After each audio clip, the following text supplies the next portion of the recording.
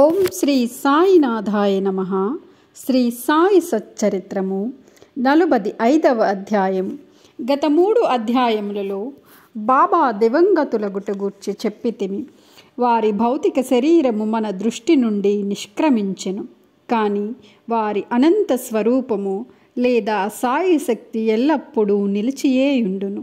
ఇప్పటి వరకు వారి జీవిత కాలములో జరిగిన లీలలను చెప్పితిమి. వారు సమాధి చెందిన పిమ్మట క్రొత్త లీలలు జరుగుచున్నవి. దీనిని బట్టి బాబా శాశ్వతముగా ఉన్నారనియు తమ భక్తులకు పూర్వము వలె తోడ్పడుచున్నారనియు తెలియచున్నది. ఎవరైతే బాబా సమాధి చెందక ముందు వారిని చూసిరో వారు నిజముగా అదృష్టవంతులు. అట్టి వారిలో ఎవరైనా ప్రపంచ సుఖములందు వస్తువులందు మమకారము పోగొట్టుకొననిచో, వారి మనస్సులు భగవతర్పణము కానిచో అది వారి దురదృష్టమని చెప్పవచ్చును. అప్పుడే కాదు, ఇప్పుడు కూడా కావలసినది బాబాయందు హృదయపూర్వకమైన భక్తి. మన బుద్ధి, ఇంద్రియములు, మనస్సు బాబా సేవలో ఐక్యము కావలెను. కొన్నింటిని మాత్రమే సేవలో లయము చేసి తక్కిన వానిని వేరే సంచరించునట్లు చేసినచో ప్రయోజనము లేదు. పూజ కానీ ధ్యానము కానీ చేయి పూనుకొనినచో దానిని మనఃపూర్వకముగాను ఆత్మశుద్ధితోనూ చేయవలెను. పతివ్రతకు తన భర్త యందు గల ప్రేమను భక్తుడు గురువునందు చూపవలసిన ప్రేమతో పోల్చెదము. అయినప్పటికీ మొదటిది రెండవ దానితో పోల్చుటకే వీలు లేదు.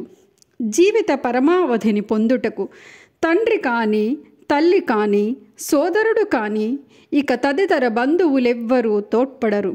ఆత్మసాక్షాత్కారమునకు దారిని మనమే వెతుకుకొని ప్రయాణము సాగించవలెను. నిత్యానిత్య భేదమును తెలుసుకొని ఇహలోక పరలోకములలోని విషయసుఖములను త్యజించి మన బుద్ధిని, మనస్సును స్వాధీనమందుంచుకొని మోక్షమునకై కాంక్షించవలెను.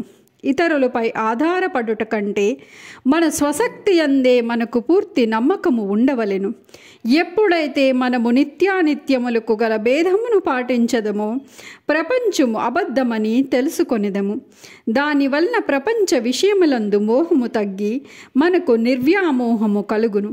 క్రమముగా గురువే పరబ్రహ్మ స్వరూపమనియు కావున వారొక్కరే నిజమనియు గ్రహించదము. వారు ఈ జగత్తును జయించిన వారును ప్రపంచమునకు అతీతులు. అప్పుడు వారిని ప్రతి జీవరాశి యందు చూడగలిగి పూజించదము. ఇది ఏ అద్వైత భజనము లేదా పూజ. ఎప్పుడైతే మనము బ్రహ్మమును లేదా గురుని హృదయపూర్వకముగా ధ్యానించదమో మనము కూడా వారిలో ఐక్యమై ఆత్మ సాక్షాత్కారమును పొందెదము. 1000 గురువు నామమును జపించుట వలనను వారి స్వరూపమునే మనమును నుంచుకొని ధ్యానించుట చేతను వారిని సర్వ జంతుకోటి యందు చూచుటకు అవకాశము కలదు. మనకది శాశ్వతానందమును కలుగు చేయును. ఈ దిగువ కథ దీనిని విశదీకరించును. కాకాసాహెబ్ సంశయము, ఆనందరావు అనుభవము. కాకాసాహెబ్ దీక్షిత్ను ప్రతిరోజు ఏకనాథుడు వ్రాసిన గ్రంథములను అనగా భాగవతమును, భావార్థ రామాయణమును చదువుటకు బాబా ఆదేశించెను. బాబా సమాధికి పూర్వము కాకాసాహెబ్ దీక్షిత్ ఈ గ్రంథములను చదువుచుండెను. బాబా సమాధి చెందిన తరువాత కూడా అట్లే చేయుచుండెడివాడు. ఒకనాడు ఉదయం బొంబాయి చౌపాటీలోనున్న కాకా మహాజని ఇంటిలో కాకాసాహెబ్ దీక్షిత్ ఏకనాథ భాగవతమును చదువుచుండెను. శ్యామ కాకా మహాజన్ని కూడా అచటి నుండి శ్రద్ధగా భాగవతమును వినుచుండెరి. దీక్షిత్ ఏకాదశ స్కందములోని 2వ అధ్యాయము చదువుచుండెను.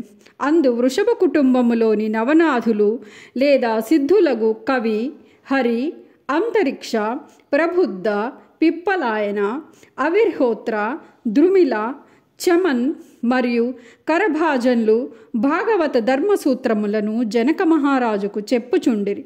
జనకుడు నవనాథులను ముఖ్యమైన ప్రశ్నలు కొన్ని అడిగెను. వారొక్కొక్కరు సంతృప్తికరమైన సమాధానములిచ్చిరి. అందులో మొదటివాడగు కవి భాగవత ధర్మమును బోధించెను. హరిభక్తుని లక్షణములను, అంతరిక్షుడు మాయను దాటుటను, పిప్పలాయనుడు పరబ్రహ్మమును, అవిర్హోత్రుడు కర్మను, ద్రుమిలుడు భగవంతుని అవతారములను వారి లీలలను, చమస్ భక్తుడు కానివాడు చనిపోయిన పిమ్మట పొందు స్థితిని, కరభాజనుడు యుగయుగములందు భగవంతుని ఉపాసించు వేర్వేరు విధానములను సంతృప్తిగా బోధించిరి. వాని సారాంశమేమన కలియుగములో మోక్షము పొందుటకు ఒక్కటే మార్గము కలదు. అదేమన గురుని లేదా హరిపాదారవిందములను స్మరించుట.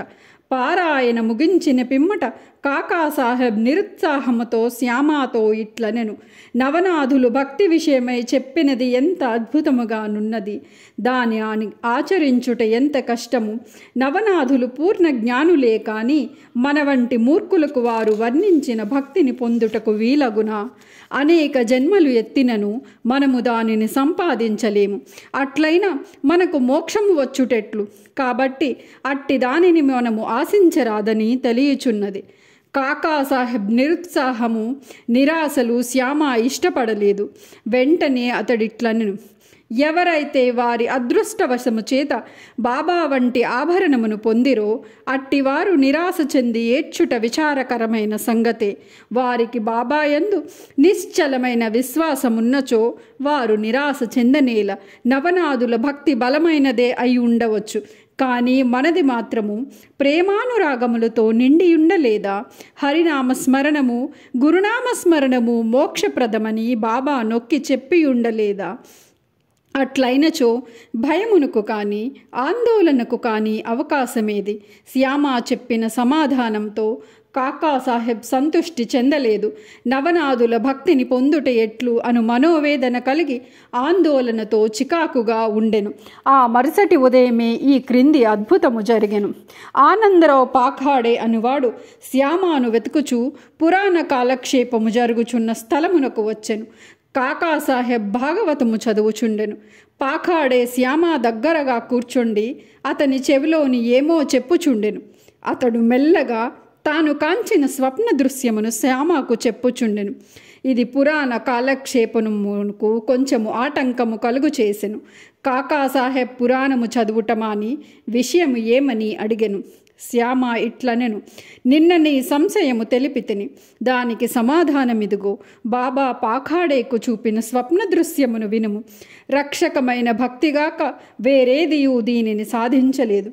గురిని పాదములు భక్తితో ధ్యానించిన చాలును అని బాబా నొక్కి చెప్పి ఉన్నారు. అందరూ ముఖ్యముగా కాకాసాహెబ్ ఆ దృశ్యమును వివరముగా వినగోరిరి. వారి కోరిక ప్రకారము పాకాడే ఆ దృశ్యమును ఈ క్రింది విధముగా చెప్పనారంభించెను. లోతైన సముద్రములో నడుము వరకు దిగి ఇచ్చట నిలిచితిని. హఠాత్తుగా అచట సాయిబాబాను చూసితిని. రత్నములు తాపిన చక్కని సింహాసనముపై బాబా కూర్చుని ఉండెను. వారి పాదములు నీటిలో ఉండెను. బాబా స్వరూపమును చూసి మిగిలి ఆనందించితిని. అది నిజము వలె ఉండెను, కానీ స్వప్నము వలె కానరాకుండెను. దానిని నేను స్వప్నమని అనుకోలేదు. మాధవరావు కూడా అచ్చట నిలిచియుండెను. శ్యామ ఆనందరావు బాబా పాదములపై పడుము అని సలహా ఇచ్చెను. నాకు కూడా నమస్కరించవలననే ఉన్నది, కానీ వారి పాదములు నీటిలో ఉన్నవి కనుక నా శిరస్సును వారి పాదములపై ఎట్లుంచగలను? నేను నిస్సహాయుడిని అని అంటిని. అది విని అతడు బాబాతో ఇట్లను: ఓ దేవా, నీటిలోనున్న నీ పాదములను బయటకు తీయము. వెంటనే బాబా తన పాదములు బయటకు తీసిరి. క్షణమైనను ఆలస్యము చేయక నేను వారి పాదములకు మ్రొక్కితిని. దీనిని చూసి బాబా నన్నిట్లు దీవించెను: ఇక పొమ్ము, నీవు క్షేమమును పొందెదవు. భయము గాని ఆందోళన గాని అవసరం లేదు. శ్యామకు పట్టు పంచె ఒకటి దానము చేయము, దానివల్ల మేలు పొందెదవు. బాబా ఆజ్ఞానుసారము పాకాడే పట్టుదోవతిని తెచ్చెను. మాధవరావుకి ఇవ్వవలసినదని కాకాసాహెబ్ను వేడెను. శ్యామ అందులకు ఒప్పుకొనలేదు. ఏలన బాబా తనకు అట్టి సలహా ఇవ్వలేదు కనుక కొంత వివాదము జరిగిన పిమ్మట కాకాసాహెబ్ చీట్లు వేసి తెలుసుకొనుటకు సమ్మతించెను. సంశయ విషయములందు చీటీ వేసి సంశయమును తీర్చుకొనుట కాకాసాహెబ్ స్వభావము. పుచ్చుకొనుము, నిరాకరించుము అను 2 చీటీలు వ్రాసి బాబా పాదముల వద్ద పెట్టిరి. ఒక బాలునితో అందులో ఒకదానిని తీయించి పుచ్చుకొనుము అని చీటీ వచ్చుట చేత మాధవరావుకు దోవతి ఇచ్చిరి. దానిని శ్యామ అంగీకరించును. ఇద్దరూ సంతుష్టి చెందిరి. కాకాసాహెబ్ సంశయము తీరెను. ఇతర యోగుల మాటలను కూడా గౌరవించవలసినదనియు ఈ కథ ప్రబోధించుచున్నది. కానీ మన తల్లియగు గురువునందు పూర్ణమైన భక్తి విశ్వాసములు ఉండవలెను. వారి బోధల ప్రకారము నడవవలెను. ఎందుకనగా మన కష్టసుఖములు ఇతరుల కంటే వారికే బాగుగా తెలిసియుండును. నీ హృదయ ఫలకమందు బాబా చెప్పిన ఈ దిగువ పలుకులను చెక్కుము. ఈ లోకములో అనేక మంది యోగులు కలరు. కానీ మన గురువులైన తండ్రి ఇతరులు అనేక సుబోధలు చేయవచ్చును. కానీ మనము మన గురువు యొక్క పలుకులను మరువరాదు. వేయేల హృదయపూర్వకముగా నీ గురువును ప్రేమించును. వారి సర్వస్య శరణాగతి వేడము. భక్తితో వారి పాదములకు మ్రొక్కుము. అట్లు చేసినచో సూర్యుని ముందు చీకటి లేనట్లు నీవు దాటలేని భవసాగరము లేదు. కొయ్యబల్ల మంచము బాబాదే, మహల్సాపతిది కాదు. బాబా షిరిడీ చేరిన కొద్ది కాలమునకే 4 మూరల పొడవు, 1 జానుడు వెడల్పు గల కొయ్యబిల్ల మీద 4 చివరల 4 దీపపు ప్రమిదలు పెట్టి దానిపై పడుకొనివారు. కొన్నాళ్ళు గడిచిన పిమ్మట బాబా దానిని విరిచి ముక్కలు చేసి పారవేసెను. ఒకనాడు బాబా దాని మహిమను కాకాసాహెబ్కు వర్ణించి చెప్పుచుండెను. ఇది విని అతడు బాబాకు ఇట్లనియే, మీకింకను కొయ్యబల్లయందు మక్కువయున్నచో ఇంకొక బల్ల మీ కొరకు మసీదులో వ్రేలాడదీసెదను. దానిపై మీరు సుఖముగా నిద్రించవచ్చును. అందుకు బాబా ఇట్లనెను, మహల్సాపతిని దిగువ విడిచి నేనొక్కడినే పైన పడుకొనుటకు ఇష్టము లేదు. కాకాసాహెబ్ అప్పుడిట్లనెను, మహల్సాపతి కొరకు ఇంకొక బల్లను తయారు చేయించదము. బాబా అతడెట్లు బల్లపై పడుకొనగలడు? బల్ల మీద అంత ఎత్తును పడుకొనుట సులభమైన పని కాదు. ఎవరు మిక్కిలి పుణ్యవంతులో వారే పడుకొనగలరు. ఎవరైతే కండ్లు తెరిచి నిద్రించగలరో వారికి అది వీలగును. నేను నిద్రపోయినప్పుడు మహల్సాపతి నా పక్కన కూర్చుండి తన చేయి నా హృదయముపై ఉంచమని చెప్పెదను. అచట నుండి వచ్చు భగవన్నామ స్మరణమును వినమని చెప్పెదను. నేను పడుకొనిచో నన్ను లేవగొట్టమనిదను. దీనినే అతడు నెరవేర్చలేకున్నాడు. నిద్రతో కునుకుపాట్లు పడుచుండెను. నా హృదయముపై వాని చేతి బరువును గమనించి ఓ భగత్ అని పిలిచెదను. వెంటనే కండ్లు తెరిచి కదులును. ఎవడైతే నేలపై చక్కగా నిద్రించలేడో, ఎవడు కదలకుండా ఉండలేడో, ఎవడు నిద్రకు సేవకుడో వాడు ఎత్తైన బల్ల మీద ఎట్లు పడుకొనగలడు అనెను.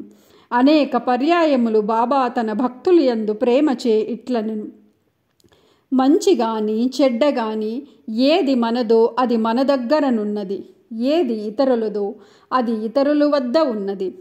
45వ అధ్యాయము సంపూర్ణము. సద్గురు శ్రీ సాయినాథార్పణమస్తు. శుభం భవతు.